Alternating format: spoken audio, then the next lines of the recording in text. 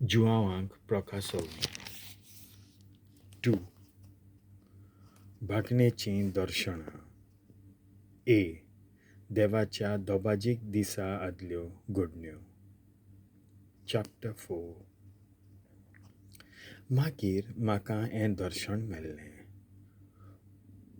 अवचितूच सर्गार एक दार उगडलें आनी तुत्तुरे सारको सादवलोलो जो ताळो हांवें आदीं आयकल्लो ताणें म्हाका सांगलें, हांगासर वयर ये आनी फुडाराक कितें घडचें आसा तें हांव तुका दाखयतलों. रोखडोच पवित्र आत्म्याचो भार म्हजेर आयलो. थंय सर्गार एक शिवासन आसलें आनी ताचेर कोण एक बसलोलो. ताचें मुखामोळ एका जिगजिगीत माणका परी आनी एका तांबड्या मोतया वरी झगझगतालें. शिवासणा भोंवती पांचू सारकें एक दंडुबाल आसलें. ह्या शिवासणा भोंवती 24 सदरो आसल्यो आनी तांचेर धवे न्हेसलोले आनी तकलेर भांगाराचे मुकूट घालून आसलोले 24 जाणटे आसले.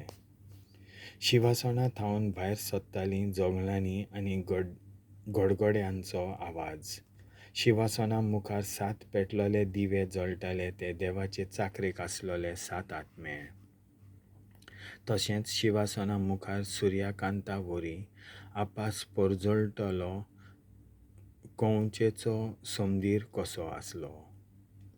मोदें शिवासना भोंवतणी फाटल्यान आनी फुडल्या जायत्या दोळ्यांच्यो 4 जिव्यो रचना आसल्यो. पयली रचना एका शिवा भाशेन दिसताली, दुसरी एका पाडकुल्या भाशेन, तिसऱ्या एका मनशाचें तोंड आसलें आनी चवथी रचना एके उट्टे घोणी सारकी दिसताली. 4 जिव्या रचनांक एकल्याक 6 पाकोटे आसले आनी तांकां भोंवती भायल्यान आनी भितरल्यान खूब दोळे आसले.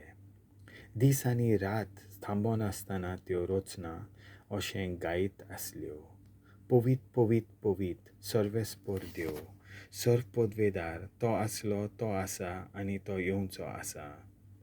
जितले पावटी त्यो रचना शिवासनार बसलोलो आसा आनी सदां सर्वदां जियेता ताका मोहिमेचीं, स्तुतीचीं आनी दिनवासनेचीं गितां गायताल्यो. तितलेय पावटी 24 जाणटे शिवासनार बसलोलो आसा ताच्या पांयां पडटाले आनी सदां सर्वदां जियेता ताची पुजा कोत्ताले. आपले मुकूट शिवासना मुखार उडोवन ते म्हणटाले, सर्वेस्परा, आमच्या देवा, सगळ्या वस्तूंचो रचणार तूं. तुजे खुशेन त्यो रचून आयल्यात आनी वतूंक लागल्यात. देखून तुजी पदवी वळखून सगळ्यांनी तुका महिमा आनी भोवमान दिवंक फावो. देवाचें उतर.